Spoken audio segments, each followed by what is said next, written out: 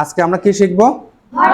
Verb correction. অর্থাৎ আমাদের পরীক্ষায় 10 মার্কের একটা আইটেম আছে, কিন্তু যে দেখো আমি এখানে লিখে রেখেছি, Raju dash in a fire department in future. Verb হচ্ছে জয়েন। ভার্ব কি? Join. So Anujit, what's the meaning join?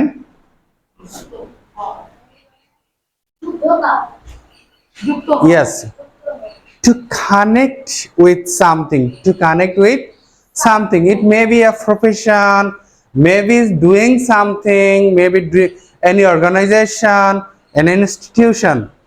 That means তুমি কোনো প্রতিষ্ঠানে বা কোনো কাজে যখন কি করবে, যুক্ত হবে, ইনভলভ হবে, that means join.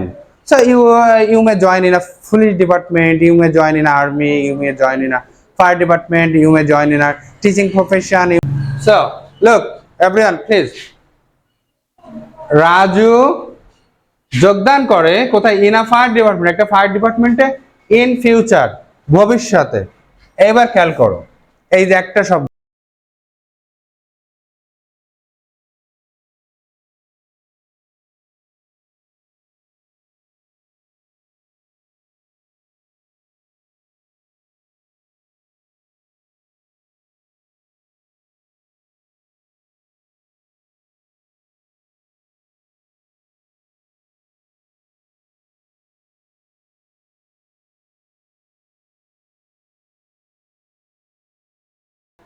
S by S না হলে ইডি। কি আছে?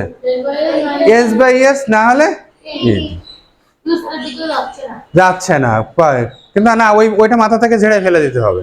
যে আমার একটা ভার্ব থাকলে এখানে প্লে ইএস দিয়ে দিই, জয়েন তাহলে এস দিয়ে দিই, না ইডি দিয়ে দিই, ওরকম দেওয়া যাবে। আর ওই চিন্তা মাথা থেকে ফেলে দাও যে শুধু এস বাই এস দিয়ে দেবো বা ইডি দেবো, এটা দেওয়া যাবে, ওইটার চিন্তাই বাদ করে দাও। ওকে, তাহলে দেখো এখানে কি লেখা আছে? ইন ফিউচার মানে কি? ভবিষ্যতে। রাজু ভবিষ্যতে ফায়ার ডিপার্টমেন্টে যোগদান করবে। তাহলে মুদাসসির এটা কি অতীতের কাজ নাকি ভবিষ্যতের কাজ? তাহলে ভবিষ্যৎ হলে আয়ান কোন টেন্স? হ্যাঁ, ভবিষ্যৎ হলে প্রেজেন্ট টেন্স। এতক্ষণ ধরে এইসব future tense. Thank you Troy. Make a clap for Troy. Future tense. Okay, so now let's see, if the tense will be future, what will use? Shall or Will. Very good. Make another clap for Orsi.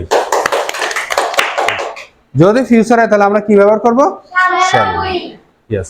তাহলে এখানে কি বলবে? Raju no, Raju will.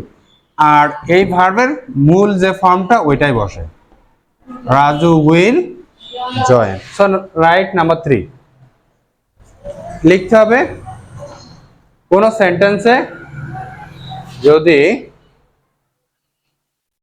ভবিষ্যৎ বোঝায় এমন শব্দ থাকে,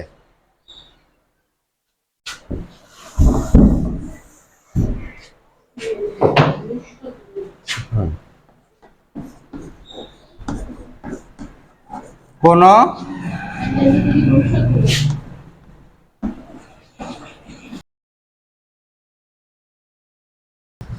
okay, now number 4, look at the board.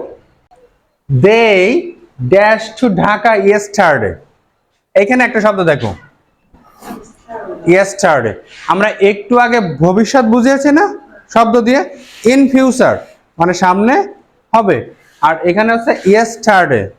আগে হয়ে গেছে। yesterday মানে কি? past, অতীত। ট্রাই বোঝা গেছে? তাহলে কোন সেন্টেন্সে যদি yesterday থাকে বা লাস্ট কথাটা থাকে, কি কি বলেছি বলো তো? কোন সেন্টেন্সে যদি কি কি থাকবে? yesterday, last, long time ago, long time ago।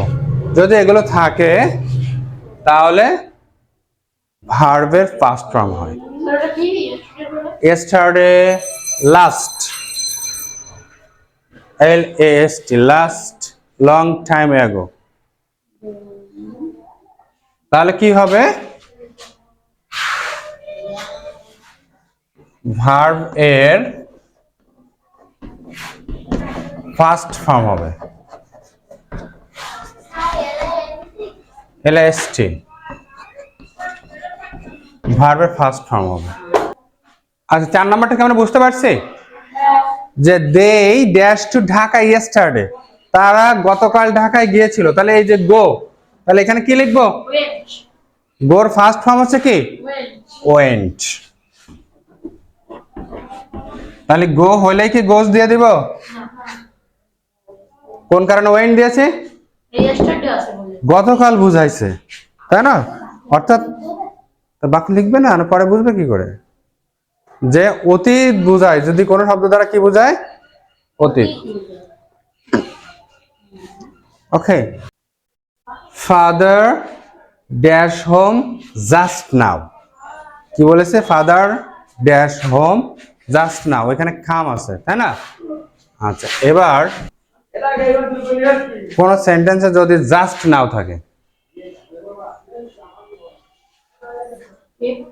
আগে একটা কিন্তু পড়েছি নাও, আর এটা কিন্তু কি Just now. জাস্ট না, পার্থক্য আছে কিন্তু একটু, তাই না? এখন নাও হচ্ছে এখনই, আর জাস্ট নাও মানে এই এই মাত্র, এই মাত্র এই মাত্র। জাস্ট নাও মানে কি এই মাত্র বিদ্যুৎটা চলে গেছে।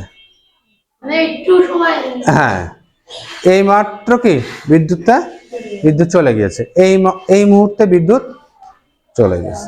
এই তো এই মাত্র সে এসেছিল। তাহলে কোন সেন্টেন্সে কি বলেছে? যদি কি থাকে? জাস্ট নাও থাকে। এই বোর্ডের দিকে তাকাও, জাস্ট নাও থাকে, তাহলে এখানে হ্যাভ অথবা হ্যাজ বসে। কি বসে? হ্যাভ অথবা হ্যাজ, আর ভার্বের 3 বসে, মানে ভার্বের পাস্ট পার্টিসিপল ফর্ম বসে।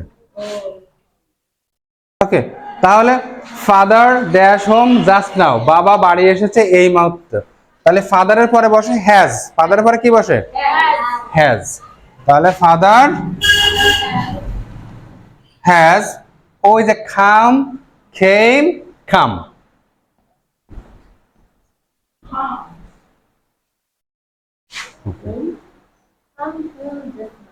তাহলে father has come home just.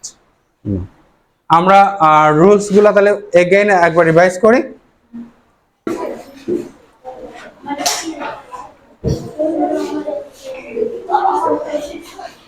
তোমার মতো আমি